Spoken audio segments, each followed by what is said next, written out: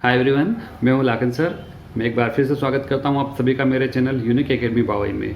दोस्तों, आज हम पढ़ने वाले हमारा 11वां टेंस, मतलब पास्ट परफेक्ट कंटिन्यूस टेंस है।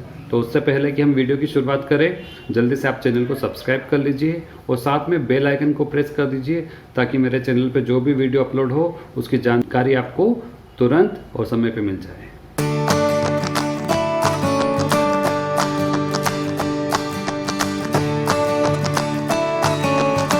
दोस्तों, सबसे पहले हम देख लेते हैं कि हिंदी के वाक्यों को हम किस तरह से पहचानेंगे कि ये पास्ट परफेक्ट कंटिन्यूस टेंस का वाक्य है। यदि किसी वाक्य के अंत में रहा था, रही थी, रहे थे इस तरह के वाक्यांश आने के बाद निश्चित या अनिश्चित समय का उल्लेख भी होता है तो वे वाक्य पास्ट परफेक्ट कंटिन्यूस टेंस के होते हैं। अथवा क्रिया के अंत में यदि ता, ती, ते आने के बाद रहा था, रही थी, रहे थे इस तरह के वाक्यांश भी आ जाए तो वे वाक्य पास्ट परफेक्ट कंटिन्यूस टेंस के होते हैं। वैसे तो निश्चित और अनिश्चित समय के बारे में मैं आपको पिछले वीडियो में बता चुका हूं, लेकिन फिर से एक बार हम नजर डाल लेते हैं उस टेबल पर जो हमने पिछले वीडियो में देखी थी। पहले पॉइंट में हम देख सकते हैं जब घड़ी वाले समय का जिक्र हो तो वह निश्चित समय होता है, जैसे 9 बजे से, 3:30 बजे से, 4:45 बजे से आदि। जबकि वह समय जिसमें घड़ी के समय का जिक्र ना हो वह अनिश्चित समय कहलाता है, जैसे 2 घंटे से, आधे घंटे से, 15 मिनट से आदि। दूसरे पॉइंट में देखें, ऐसा समय जिसमें कैलेंडर की तिथियों का जिक्र हो वह समय निश्चित समय होता है, जैसे सोमवार से, जनवरी से, 10 तारीख से, 1990 से आदि। जबकि ऐसा समय जिसमें कैलेंडर की तिथियों का जिक्र ना हो वह अनिश्चित समय होता है, जैसे पिछले कई हफ्तों से, पिछले 3 दिनों से, पिछले 2 महीनों से, पिछले 5 वर्षों से आदि। तीसरे पॉइंट में हम देखें, सुबह से, शाम से, जन्म से, बचपन से आदि इस तरह के वाक्य भी निश्चित समय के कहलाते हैं। वाक्य का अंग्रेजी में अनुवाद करते समय जब भी निश्चित समय का जिक्र होगा हम सिंस का प्रयोग करेंगे, जबकि अनिश्चित समय का जिक्र होने पर फॉर का प्रयोग किया जाएगा। निश्चित समय को इंग्लिश में पॉइंट ऑफ टाइम कहा जाता है, जबकि अनिश्चित समय को पीरियड ऑफ टाइम कहा जाता है।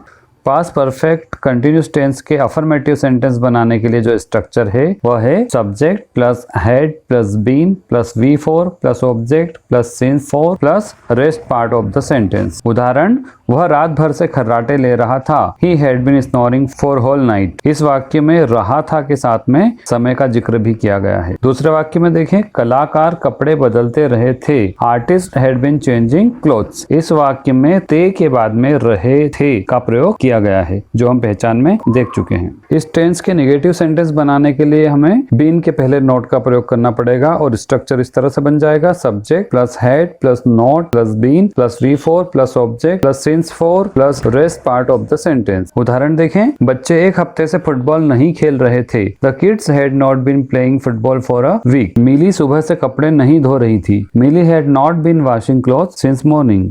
इंट्रोगेटिव वाक्य बनाने के लिए हम सब्जेक्ट को हेड से बदल देंगे और स्ट्रक्चर इस तरह से बन जाएगा, had plus subject plus been plus V4 plus object plus since 4 plus rest part of the sentence. उदाहरण देखें, क्या पिछले 1 घंटे से बारिश हो रही थी? Had it been raining for the last an hour. क्या आप 5 बजे से मेरा इंतजार कर रहे थे? Had you been waiting for me since 5 o'clock। यदि वाक्य इंट्रोगेटिव के साथ नेगेटिव भी हो तो हम पहले की तरह बीन के पहले नोट का प्रयोग कर लेते हैं और स्ट्रक्चर इस तरह से बनता है, had plus subject plus not plus been plus V4 plus object plus since 4 plus rest part of the sentence. उदाहरण, क्या शीतल पिछले 2 दिनों से ऑफिस नहीं आ रही थी? Had Sheetal not been coming to office for last 2 days। दूसरा उदाहरण, क्या आप दोपहर 2 बजे से क्रिकेट नहीं खेल रहे थे? Had you not been playing cricket since 2 PM। WH question words के टाइप 1 का स्ट्रक्चर है, WH question word plus had plus subject plus been plus V4 plus object plus since 4 plus rest part of the sentence. उदाहरण देखें, आप 2018 से कहाँ पढ़ रहे थे? Where had you been studying since 2018। दूसरा, माँ आपको कई दिनों से पत्र क्यों नहीं भेज रही थी? Why had mother not been sending you letters for several days। यहाँ हमने दूसरा उदाहरण नेगेटिव प्लस इंट्रोगेटिव का लिया है। आइए अब देखते हैं WH क्वेश्चन वर्ड्स के टाइप 2 का structure. WH question word plus object plus had plus subject plus been plus V4 plus since 4 plus rest part of the sentence. उदाहरण देखें, 2 महीने से मजदूर किसके घर का निर्माण कर रहे थे? Whose house had the laborers been constructing for 2 months। दूसरा उदाहरण, रूपाली सुबह 9 बजे से कौन सा खेल खेल रही थी? Which game had Rupali been playing since 9 AM। दोस्तों, आपने देखा कि पास्ट परफेक्ट कंटिन्यूस टेंस इतना भी कठिन नहीं जितना कि हम उसे समझते हैं। उम्मीद है आपको टेंस अच्छी तरह से समझ में आ चुका होगा।